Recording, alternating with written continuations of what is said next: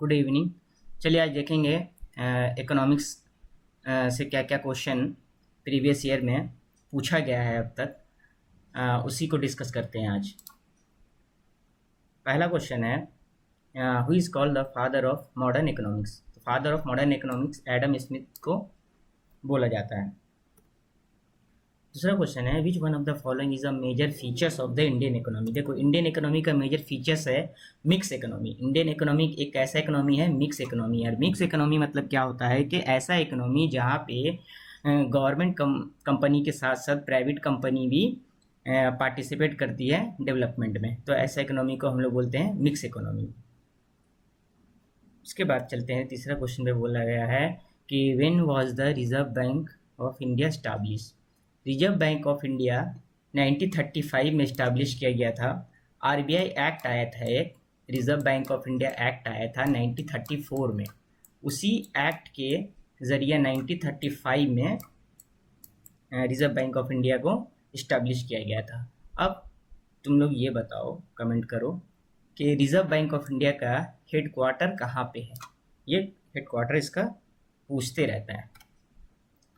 उसके बाद क्वेश्चन है कि the interest rate at which Reserve Bank of India lend to commercial bank in the short term to maintain liquidity is known as. बोल रहे कि वो इंटरेस्ट रेट बताइए जिस पे Reserve Bank of India commercial bank को loan देता है।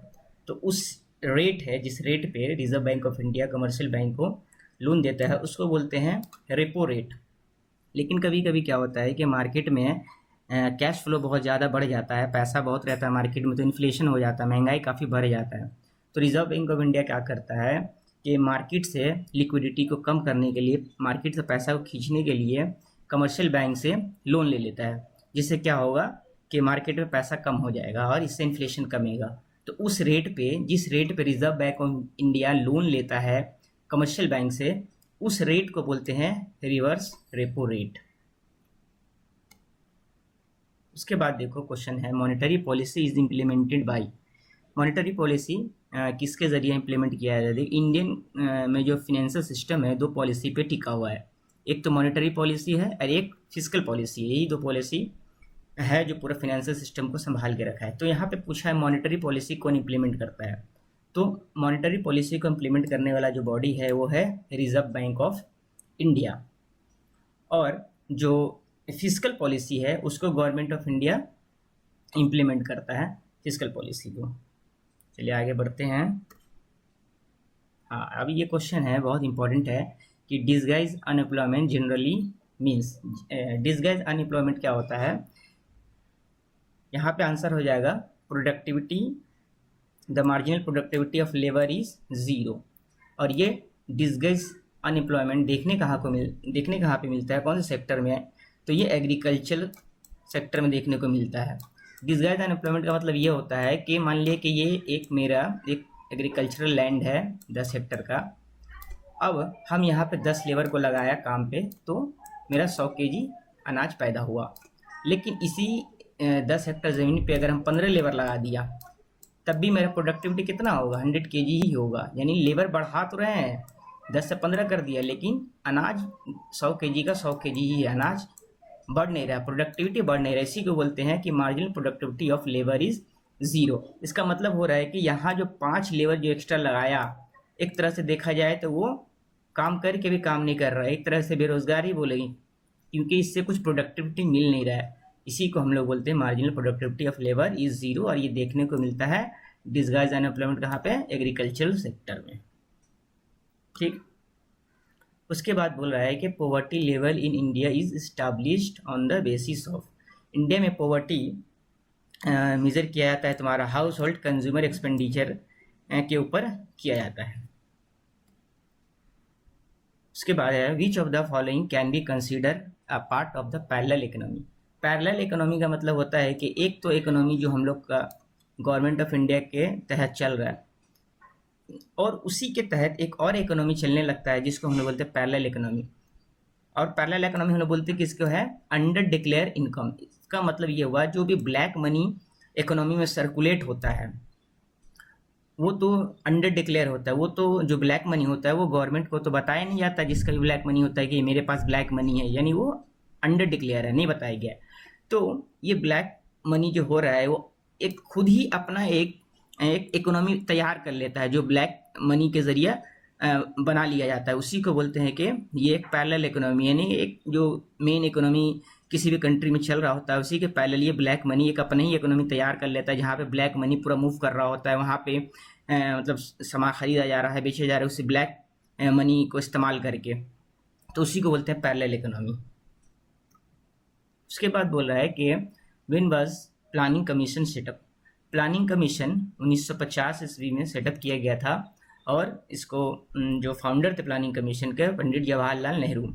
उसके बाद अब तुम लोग बताओ कि ये जो प्लानिंग कमीशन है, अभी तो प्रेजेंट में कोई प्लानिंग कमीशन है नहीं, इस प्लानिंग कमीशन को जब स्क्रैप किया गया तो इसके जगह पे कौन सा बॉडी को लाया गया था प्लानिंग कमीशन के जगह पे, वो तुम लोग कमेंट करके हमको बताओ बॉडी का नाम क्या है। उसके बाद है the tax imposed on import and export of a commodity is known as. ऐसा टैक्स जो इम्पोर्ट और एक्सपोर्ट पे लगाया जाता है उसको हम लोग बोलते हैं कस्टम ड्यूटी। कोई सामान हमारे देश में आ रहा है या हमारे देश से कोई सामान दूसरी कंट्री में जा रहा है तो उस पर जो टैक्स लगता है उसको हम लोग बोलते हैं कस्टम ड्यूटी। अच्छा, अब ये एक्साइज ड्यूटी क्या होता है ये भी समझो। हमारे कंट्री के अंदर जो भी कोई चीज़ बनाया जाता है, मैन्युफैक्चरिंग किया जाता है, उसके ऊपर जो टैक्स लगता है उसको बोलते हैं एक्साइज ड्यूटी। और ये जब से जीएसटी आया है तब से ये वैट खत्म हो गया, अभी तो वैट है नहीं, और ये वैट का फुल फॉर्म क्या था, वैल्यू एडेड टैक्स, और जीएसटी का फुल फॉर्म है गुड्स एंड सर्विसेज टैक्स। अब ये बताओ कि जीएसटी जो आया 2017 में आया, हम लोग सब जान रहे हैं, तो ये जो है कौन सा अमेंडमेंट एक्ट के जरिए आया था, उस अमेंडमेंट एक्ट का नाम बताना है। कौन सा अमेंडमेंट एक्ट था जिसके जरिए जीएसटी को इम्प्लीमेंट किया गया था। चलो आगे बढ़ते हैं। Which image is on the back of 500 notes of Mahatma Gandhi new series. 500 का नोट के पीछे जब देखोगे तो एक सिंबल बना होता है, वही पूछ रहा है कि वो कौन सा सिंबल है जो 500 के नोट के पीछे बना होता है। तो ये है रेड फोर्ट बना हुआ होता है। अब तुम हमको बताओ कि 2000 नोट के पीछे कौन सा सिंबल बना हुआ रहता है, ये कमेंट करके बताना है तुम लोग को। चलो आगे बढ़ते हैं। The main focus of the first 5 year plan was. तो फर्स्ट 5 ईयर प्लान का मेन फोकस था एग्रीकल्चरल जो सेक्टर था उसको डेवलप करना, क्योंकि देश आज़ाद हुआ था उसी टाइम पे जिस टाइम पे फर्स्ट 5 ईयर प्लान आया। फर्स्ट 5 ईयर प्लान 1951 पे आया था, है ना, 1951 में आया। तो उस टाइम पे इतने बड़ा आबादी था, उसको तो खिलाने के लिए अनाज की तो ज़रूरत पड़ेगा, इसीलिए फर्स्ट 5 ईयर प्लान जब इम्प्लीमेंट हुआ तो मेन फोकस रखा गया था कि एग्रीकल्चरल सेक्टर को डेवलप करना। उसके बाद फिर 1955 में स्टार्ट हुआ, तो फिर 5 साल के बाद 1956 में सेकेंड 5 ईयर प्लान आया। और सेकेंड 5 ईयर प्लान का जो एम था वो था इंडस्ट्रियल सेक्टर को डेवलप करना। और इसी तरह हर 5-5 साल में 5 ईयर प्लान आता गया। उसके बाद है question, WTO basically promotes. WTO मतलब होता है वर्ल्ड ट्रेड ऑर्गेनाइजेशन, और ये वर्ल्ड ट्रेड ऑर्गेनाइजेशन जैसा कि इसका नाम में ही है वर्ल्ड ट्रेड, इसका मतलब क्या करेगा, ये ग्लोबल ट्रेड को बढ़ावा देगा। ग्लोबल ट्रेड में आने वाले जो भी दुश्वारी हो, जो भी परेशानी हो, उससे डील करेगा WTO। तो अब बताओ कि जो WTO है इसका हेड क्वार्टर कहाँ पे है, इसका हेड क्वार्टर तुम लोग को कमेंट सेक्शन में हमको बताना है। चलो आगे बढ़ते हैं। उसके बाद है the trade between 2 country is termed. 2 country के बीच में जब ट्रेड होता है तो उसको बोलते हैं बायलैटरल ट्रेड, क्योंकि बाय का मतलब ही होता है 2। आज जब 2 कंट्री से ज़्यादा, जैसे 4 कंट्री हो गया, 10 कंट्री हो गया, और ये जब सब कंट्री आपस में ट्रेड करते हैं, क्योंकि 2 कंट्री से ज़्यादा है, तो इसको हम लोग बोलेंगे मल्टीलैटरल ट्रेड। ठीक है। अच्छा, उसके बाद देखते हैं during period of inflation tax rate should. बोल रहा है कि जब इन्फ्लेशन होगा, महंगाई बढ़ेगा, तो टैक्स रेट को हम क्या करेंगे, बढ़ा देंगे, घटा देंगे, या जैसा वैसे छोड़ देंगे, या फ्लैक्चुएट करेंगे, कभी घटाएंगे कभी बढ़ाएंगे, ये सब करेंगे।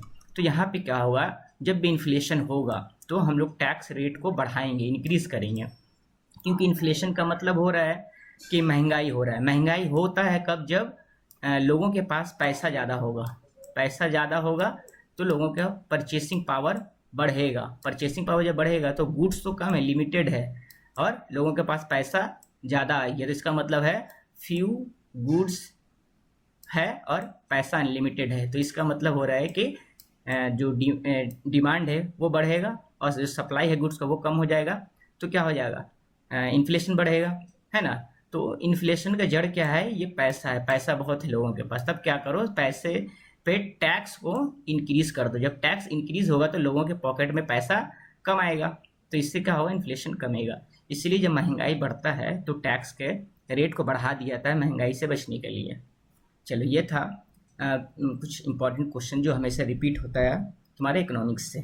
ठीक है, thank you very much series देखने के लिए। चलो अच्छा, अब ये तुम लोग को बताना, ये क्वेश्चन बताना है कि what is the term used for direct exchange of goods for a goods.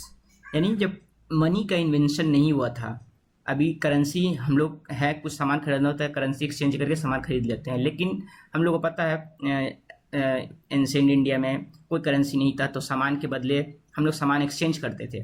तो उस सिस्टम को क्या बोला जाता था कि हम दूसरे को एक सामान दिया, दूसरे से एक सामान ले लिया, क्योंकि उस टाइम पे कोई मनी इन्वेंट नहीं हुआ था। तो उस सिस्टम का तुम लोग को नाम बताना है, कमेंट करके